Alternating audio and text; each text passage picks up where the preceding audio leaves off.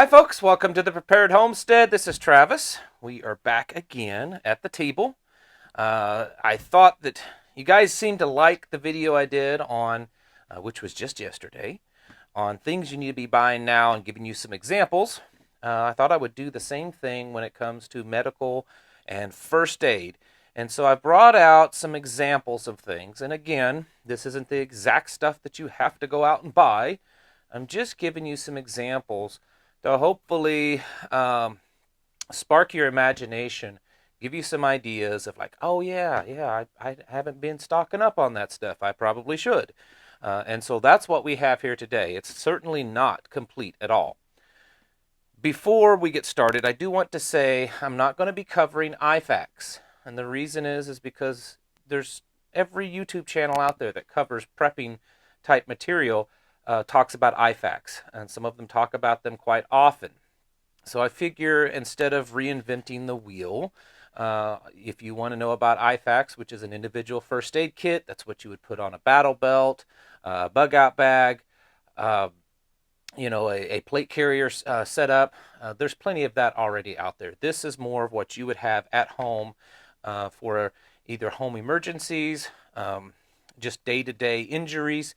And then also remember, everything we do, we're prepping for potentially a worst case scenario. So when I am putting things like this, or we're out, adding to this supply, I'm always thinking of not just to stabilize someone, to get them to a doctor or the hospital or to call 911, but what if those things no longer exist? Or it's just no longer safe to use them. And there's all kinds of scenarios that could work out into that, down that path we won't go into. So when we're building our medical supply here at the homestead, that's the take that we look at is what we need to do so in case we are shut off and cut off from the outside world and we're stuck taking care of our medical needs all on our own. That's kind of the whole point. Also, where you get this stuff, just about anywhere really. I like to buy Bandage type stuff at the Dollar General store. Sometimes these dollar stores where everything's $1, you can find things, but honestly, you have to be careful with those kind of places because everything's $1, and sometimes the same stuff at other stores is like 79 cents. So it's not as good a deal as you think. Also, the big box stores, typical pharmacies, home medical supply places, you can pick up some stuff. And then also farm supply stores, and we'll talk about that kind of stuff towards the end of the video. So while we're getting started, if you don't mind, to click the like and subscribe button, and also share the video with your friends. That's how we get noticed, and we are able to reach out to more people that way. All right, on this end is basic first aid type stuff. Stuff that most everyone is kind of familiar with: gauze pads, adhesive bandages, non-stick pads, bandage rolls, gauze rolls, wound dressings, surgical dressings. I have different examples down here that you can get. You can find this stuff online also if you choose to go that route. But really stock up on a lot of this kind of stuff. It can age, especially if it's a sticky, adhesive kind of bandage. It may lose that adhesion. But you know what? When just around here, we have kids. With this kind of stuff, we need all the time. So we keep a really good, well-stocked supply of it.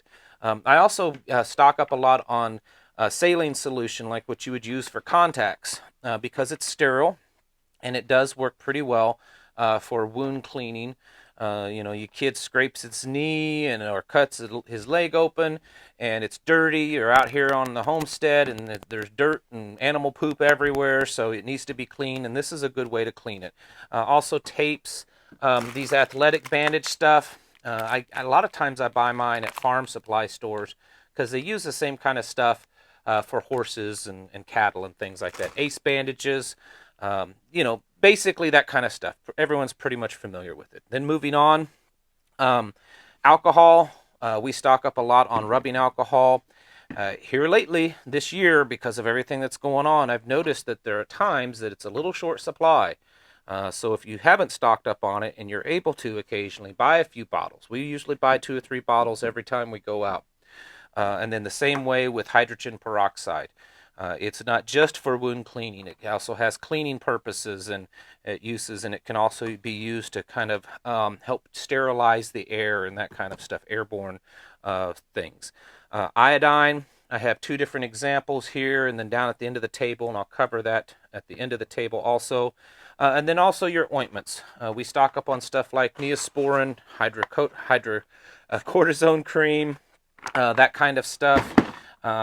And then also your hand sanitizer. Everyone this year is familiar with hand sanitizer, right? And I did not cover PPE, gloves and masks, because I figure it's 2020. If there's anyone that doesn't know what that is and to get it, then I don't know what to tell you. Remember that some of this stuff does have a shelf life. It doesn't last forever, but you can do the research on it. The same way with medications. There was actually an interesting study. If you look it up, I believe it was done by the military several years ago, on medications of how long that they actually are useful and have retain their use. And it found out that the vast majority of them don't really spoil. They just become less and less effective over time. But anyways, just thought I'd pass that along to you.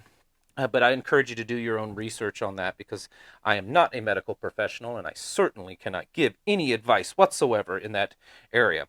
Things that do have an indefinite shelf life, as long as they stay dry: cotton swabs, cotton balls, things like that, cheap, and stock up on them.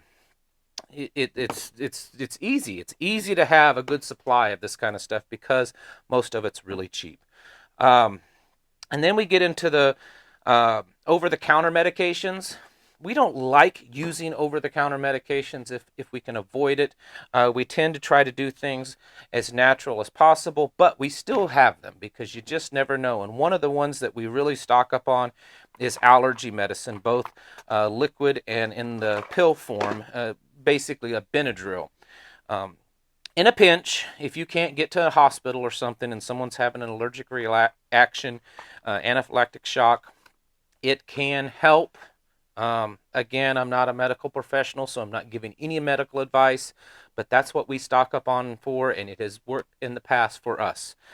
So we do stock up on that kind of stuff. And then your normal cold medicines, allergy medicines, over-the-counter painkillers, things like that. If, it doesn't hurt to stock up on that, because and then also your prescription medications, if you're able to do that. Here I have a inhaler, asthma inhaler.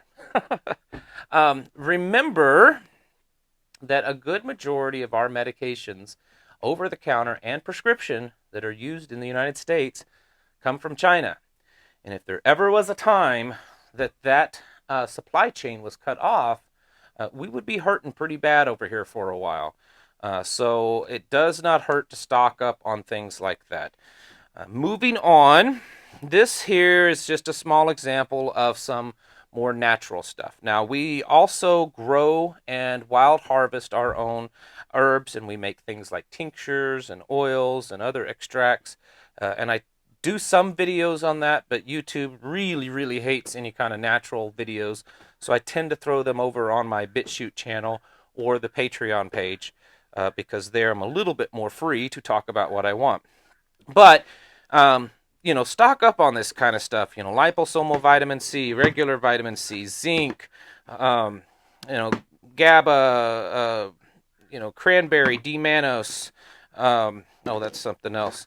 K2, vitamin K2 and D3. Things that just whatever it is that you think that you need, it does not hurt to stock up on it, because the way things are going, you really never know when the day comes that you're not able to buy it anymore. So we always keep a little bit of supply for this kind of stuff. And then, yesterday's video I mentioned buying a spirits, alcohol, that we use it for primarily for making tinctures. And so that's also part of our medical prepping, is that we make medicines that way. All right, moving on. We're down here to the animal stuff. Now, If you have cattle, livestock of any sort, any type of farm animal, if you have a cat, if you have a dog, whatever it is, you should also be stocking up on things that they might have medical needs for. And along with that, sometimes farm supply stores have things that, kind of cross over. And for instance, this is a big bottle of iodine, a wound cleaner. And you know what? It would probably work on 2- and 4-legged critters. If you have fish, hint, hint, fish antibiotics, in case your fish, get sick, you want to make sure that you have fish antibiotics for them to take care of your fish. Anyways, moving on. And then your normal farm medical cattle type stuff, wormers and stuff like that. We keep that kind of stuff on hand because obviously we have livestock, we have farm animals, dogs, cats, all kinds of stuff. We keep that on hand. Also at farm supply stores, you can get usually a big assortment of syringes for administering these medicines to your livestock, and this kind of stuff's pretty cheap, and they usually come in all kinds of gauges. You can just pick through them, and so we keep a good supply of that kind of stuff. All right, now the stuff in front is more equipment related. This is an example, and no one has to copy me, but this is just my thinking. This is just a common backpack. It would be it's too small for like a bug out bag for me, but it's a small backpack.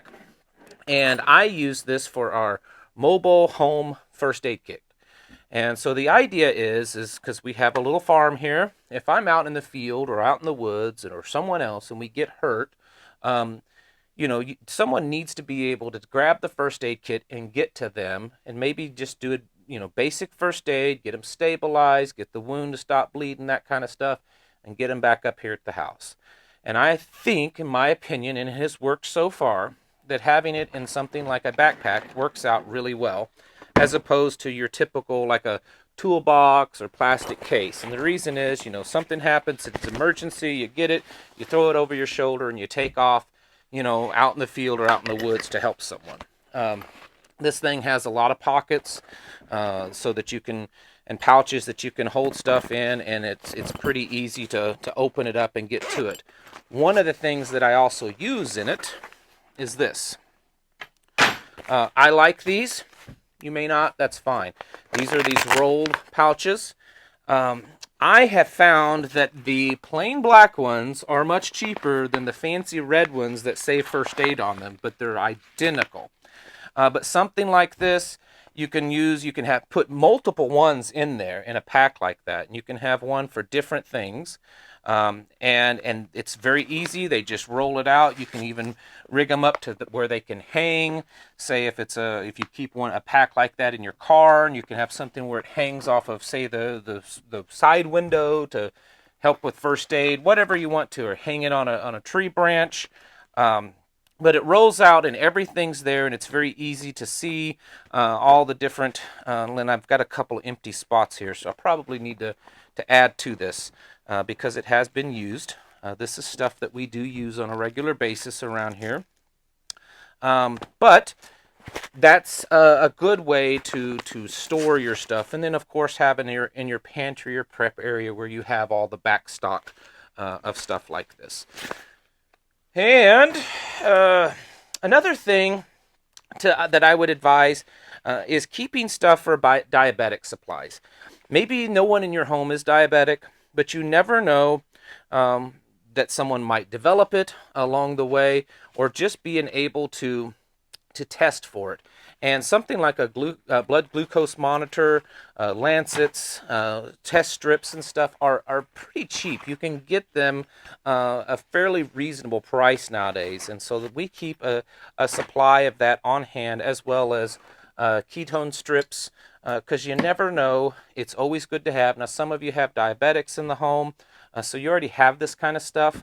But those of you that aren't or don't have that, it's really not that expensive to keep a little bit on the, in your home. And then another thing, and it's not here. One thing I don't have pulled out is a surgical kit. You might say, what? Oh, you're talking about doing field surgery. Well, you never know. You might.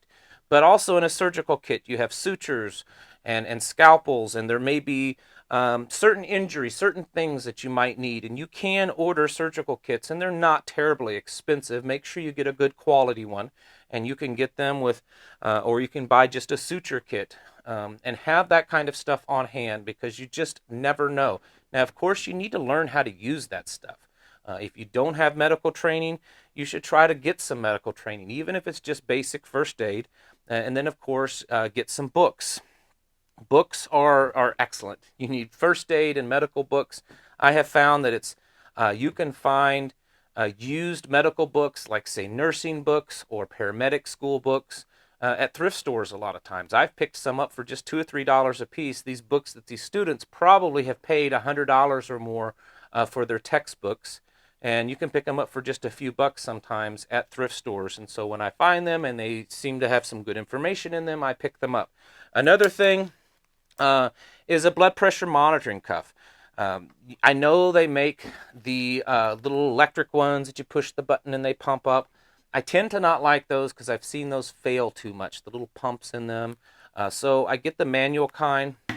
And if you've never used a manual kind, they're not that difficult. Learn how to do it. Maybe someone in your family or friend knows how to use one. Have them teach you. It's super simple. It's really not complicated at all. I've used them in past lines of work, and I've trained the people in the family, the older ones, my wife and the older kids. They all know how to use it. And when we go through our normal training of how to do first aid, our first aid training, CPR training, things like that, we also train with blood pressure monitoring. Well, that's probably all I have right now. I think that this is it's a good start. And again, I know I haven't covered everything, but certainly these are some things that you can pick up. Pretty much everything here you can pick up at stores around you while supplies last. Dark days are probably ahead of us, folks.